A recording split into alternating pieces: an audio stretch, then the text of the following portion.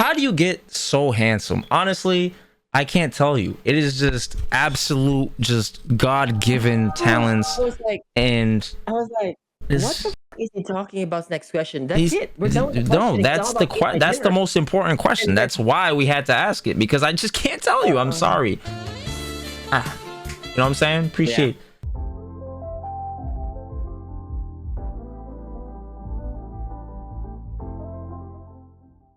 All That's right, really good. Q&A time, boys and girls. Let's do it. Let's Yes. fucking boogie. All right, Wait. what we got here? For our top player, how often? Okay, so this is from Bane. For our top player, how often do you find yourself autopiloting in your matches? Is it possible to be consciously making decisions at all times at the highest level? You shouldn't be consciously making decisions all the time, because that leads to decision fatigue. You should have practiced your strategy and your system so much so that you're able to pivot without using much mental exertion. Because what's really important, I agree. I learned from Champ a lot, is tournament endurance and stamina. So that's something I've been working on a lot for 2 out of 3 is like playing in a way which is like it's you could repeat it, it's repeatable. Effortless. You know what I'm saying? It's not too overly intricate and stuff like that, so that you can conserve that mental energy for later on in the brackets when you're playing the more advanced players. So I do autopilot. You should be autopiloting. Actually, if somebody says that to you, that's a fucking compliment, to be honest. I mean, the autopilot needs to be right, though. You know. Yeah, for sure, it has to be right. But at least it means that you've practiced enough to get to a point where you don't. It looks like you're doing the same thing. Yeah. You know? Like, yeah. So first is like autopiloting in a way where you have completely mastered your general strategy, like to reduce variance, right? That's basically what it is. That you can just like click play, and then play reactive to what they throw at you based on the template of your strategy. So since you mastered your strategy already, your approach, what your opponent will throw at you is only A, B, or C at that point per interaction, per situation, right? So after that point, your initial response will be faster. If you have to actually think about it, like every decision, then your response will be a bit slower. So hence that's gonna be more detrimental to your overall game. So that's why pros practice a lot, so you don't have to think about every choice. It's like, think about it. If somebody whips a DP in general in front of you, do you have to think about every hit of your combo? It's just automatic, right? It's automatic. It's automatic. Whatever you're gonna do, whatever you ABC into DRC into 1, 2, 3, whatever it could be, it's automatic. So every player is trying to strive to be like to get to that point where all their decision making is like leveled that way, where you would have to think when presented like a clutch decision, right? That's when you use your stuff, you know? When you really have to get when you have to get this W, right? You have to think, you know, when you have to make that final read, if ever that is, you know? So that's what you think, you know? But when it comes to your general strategy, that should just be played, you know? Like that. It's like your system, you know, in a way. Right. Yeah. Beautiful answer, my friend. Good job. All right. Okay, go ahead. You can choose the next one. What's the best way to juggle multiple characters? Well, this is not for general, because like I guess let me see. Yeah, I guess I answered this one. The best way to juggle multiple characters, I think you don't have to juggle them, but what you need to do in a sense where is they focus a lot mostly on your main character and get to a certain level that to your point that because like you can have multiple characters, but say depending on your level, right? But then if you like you wouldn't have a character that would be a lot higher than all the other characters that you're playing. So essentially, that would still be your baseline. But like to juggle them, you still focus on one character in a sense, but have a secondary, a third character. I mean, a third character, right? You know. But then those characters, you basically only play them for the specific matchups. That's how you do it. So it doesn't take as much effort in general. So it's like you still have your main, which is your comfort character, and then you still have a couple characters that you want to cycle with. Then that's there, you know. But to juggle them successfully, you also have to play them in a tournament if you're a tournament player. Word. So you have a stage time experience. So you can have all the experience in a role playing with your friends and a rank, whatever. But that's also the reason why you see pros don't play the characters that you see them play on stream a lot or at home when they're streaming, right? Because that character still doesn't have any stage time. That's why when you see like a tier 2 tournament or tier 3 tournament that the pro that you like go, you see them playing a different characters because they're trying to get stage time with those characters first. so they can trust them to make the tough decisions later. You know, that you're not just gonna settle and compromise and go for like a safer choice when it's not the most optimal one, just because you're not comfortable. Yep. But yeah. One of my favorite ways of training, like especially between two contrasting archetypes like Jamie and Dhalsim, or Akuma when I was playing him, or Bison, right, is like every ranked set I would like alternate my character, so to try to recreate the feeling of being in a bracket where you're like, oh, I gotta play this person, and and stuff like that. But then it also helps. It also helps when you have notes, because then the notes do the thinking for you. All you have to do is just quickly glance your notes and say, oh, here are like 5 simple points of what I need to focus on if I'm playing Dhalsim versus like Zangief, or Dhalsim versus Ryu, right? And then have 5 notes for Jamie. So you should already know which characters you prefer to play, and then just have notes for them, so that way when you switch between them, you could quickly glance them, and you don't, again, it's that mental endurance that we talked about. You don't want to waste energy thinking about shit. You should get all of that done and out of your way through your training, and note taking is one of those ways, in my opinion. Yeah, that's good. Yeah. Oh, I like this one. What kind of skills will the best players in a given game have? Can those skills be learned? Like, you can answer this perfectly. Which one is that? That is the third question. Best player in a given game have? Can those skills be learned? Well, skills in fighting games is like really similar with other pros in other fighting games too, right? You know, because like that's it. Like every fighting game, they have their own difficulty, but at the end of the day, the highest level is they're all difficult as fuck. But the skills there anybody can learn that. It's just like there's a lot of them, right? There's a lot of traits, right? Every pro is still working towards it. You know, we're trying to play as close to perfect as we can. You know, we work on our, let's say, just simplify it. We're working on our anti-airs, for instance, right? We're working on our matchup specifics. We're working at our whiff punishing, for instance. We're working on our general tempo, right? Or, our strategy or approach. We're working on our, let's say, like range recognition, risk management, right? We're working all of this stuff, and then your situational awareness, we're working on that too as well. So like, and then now you're trying to also get comfortable executing that part too. So being like more comfortable with your muscle memory, executing all this stuff, with also your memory. There's a lot of areas in the game that you can kind of like improve on. So that's why so many is too many to count. So that's the skill those skills that I mentioned, they're transferable. If you you play a different game, it also applies. But despite all of that, the most important skill is your mindset, your attitude. Yep. Nothing trumps that one. Doesn't matter if you're like the most talented motherfucker in the world, but if you actually have bad attitude, right, in general, or mindset, then it doesn't matter. It doesn't fucking matter. That's right. It's like, it's whatever. It doesn't It's matter. like putting like a big ass anchor on a ship. Yeah, it doesn't matter. You're not gonna go anywhere. Number one thing that holds somebody back is that attitude. It's really that. I swear. Like how do you handle a loss? Like, for instance, how positive you can take that after being emotional about it. That's like important. It's like you can get emotional for sure, but just always make sure you can you have a time limit on that one. 10 seconds. I borrowed that from you. 10 seconds. Yeah, 10, 20 seconds. Yeah, for sure. But just make sure after that one, you gotta snap back to reality and be like, yeah, he played it better than me, I guess. And then I think I remember everything that happened, so I'm gonna work on that next time. Move on, move the fuck on. But you're allowed for sure to get frustrated, to get emotional at that time, because that's why it drives you to play or practice, right? Because you're passionate about it. You seen the Magnus Carlsen clip? You seen that clip? Yes. Yeah, it's the same shit. Yeah, it's like, right, like, it's okay to care, guys. It's okay. Yeah, but you see how you're supposed to fucking have that emotional outburst for that. You're supposed to. 100%. Yeah, you're supposed to. You fucking care, right? You care, of course. Anything that you care about, if you got disappointed at that time, you're supposed to have some sort of emotional reaction out of it, right? But it's what you do after. What you do after it. Are you just gonna like cry in your fucking room after?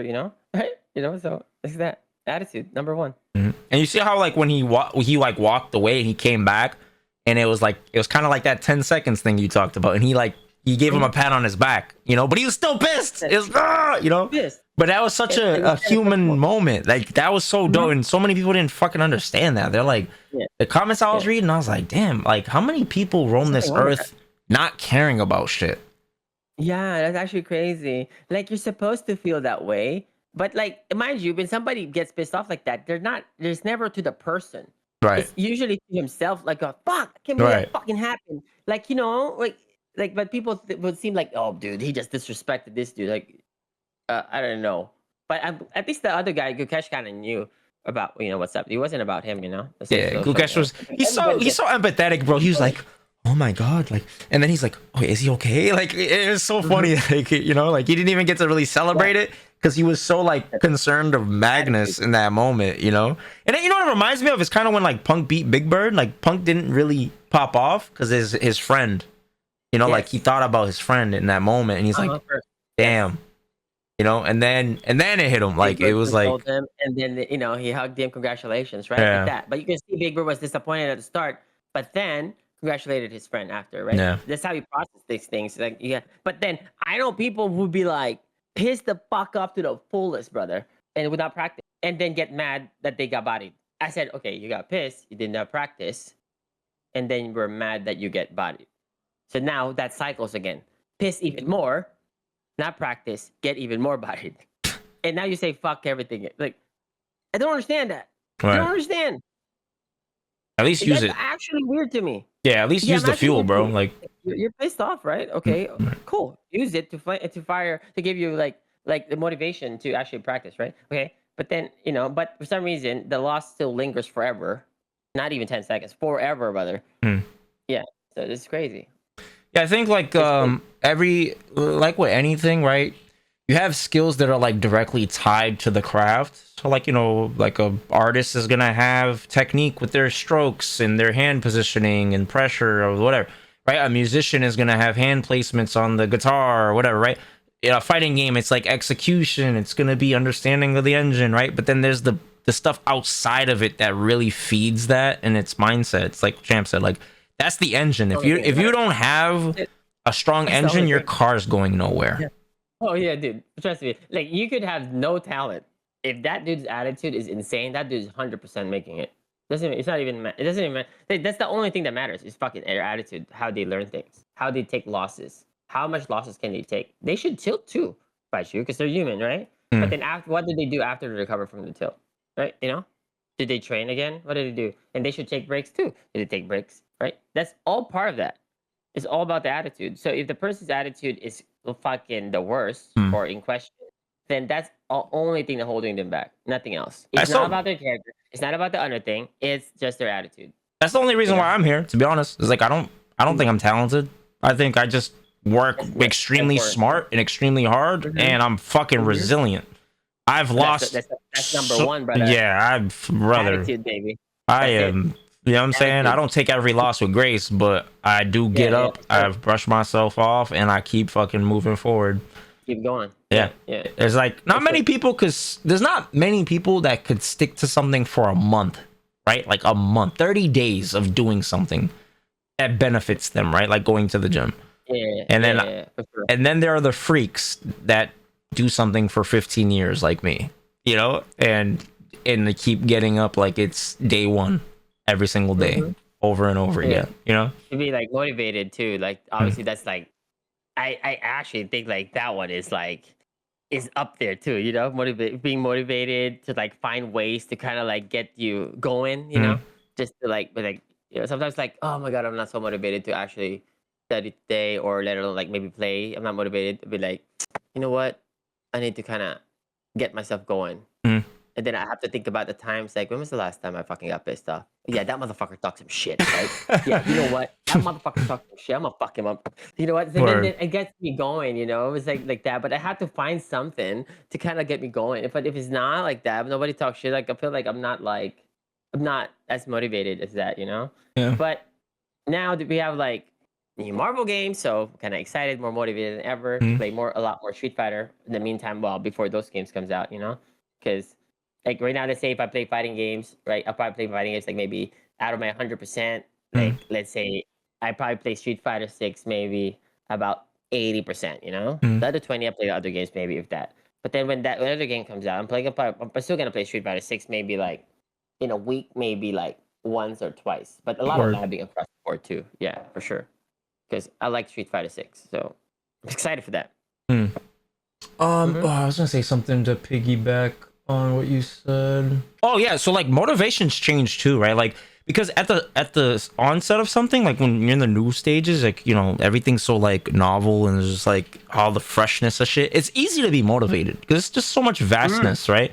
But as you improve, and then it becomes the perfume thing that you talked about, smelling your own perfume, right? You don't really have, you have to find out, you have to have self-awareness or cultivate it to figure out what works for you. Like Champ says, like, you know, that fucking competitive anger he has from losing to somebody drives him up a fucking wall, and then he gets up and does shit.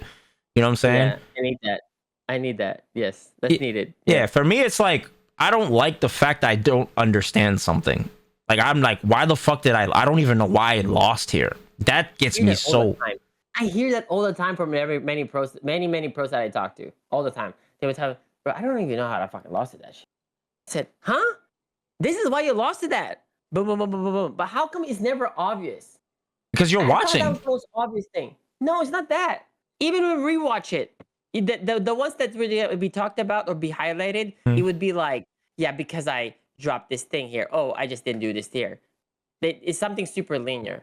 It wouldn't be like, no, your overall pacing is a bit crazier here. So that's why you would induce X action to your opponent. Imagine, look at this game here. When your pacing here is a bit like on the slower end, your opponent now will give you different, you know. I have a theory. Why you can do this.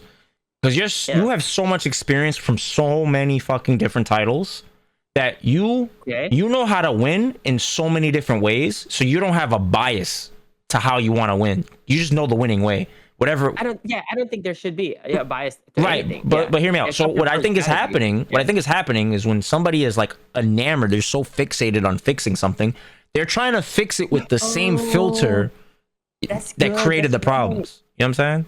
Oh yeah, because they keep forcing to win in that way that they want to win, right? Or they think that's the only way in that sense, right? Right. Yeah.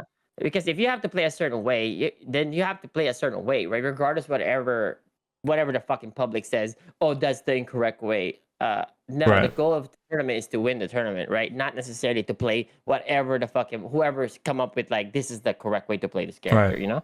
That's like such a bad way to take on like that. Oh, no, I'm supposed to play like this because I saw, you know, this player play this way. Yeah, that player plays that way, but you know the reasoning why all his decisions are like that, though. Like, you know, do you know every reasoning? Because there's a reason why they're playing that way, you know? Right. It's never just like in the surface that you just know that's how they would play, right? You know, they have other decision making, like, you know, they have they could be like setting that up for a cash out on one situation too. But you know, every player in general has a way to play, and they're unique, and I think you should embrace your uniqueness every time. But in fighting games, there's general rules, and you still got to follow them. You know, there's still like rules where like that's a stupid decision. Yeah, there's still that. So as long as we avoid that, we Gucci. Minimize mistakes, right? There's gonna be a lot. Yeah, there's too many stupid decisions, right? And everybody is guilty about that, you know. But then if you make them, just be aware that you made a stupid decision that you will fix next time. Right. Agreed. Yes. Word. All right. And I like this question. This will be the last question we're gonna end the podcast on. Is how do you get so handsome? Honestly, I can't tell you. It is just absolute, just God-given talents. I was like, what the fuck is he talking about? Next question. That's it. We're done with the question. No, that's the most important question. That's why we had to ask it, because I just can't tell you. I'm sorry. You know what I'm saying? Appreciate. You know. That's good. All right. I'm gonna go eat my dinner, and then I'm gonna go play some Elena. All right. I'll see you guys later. All right. I love you, champ. Love you guys. Bye. Peace. Fuck you. I think I was gonna end this podcast on a fucking positive note. Fuck you, F-Champ. Fuck you. Fuck your shiny ass head, your fucking round ass head, your fucking stupid glasses, your dumb black pitch fucking background that never fucking works properly. Oh wow, he left? I'm the one that usually leaves. This is how it feels?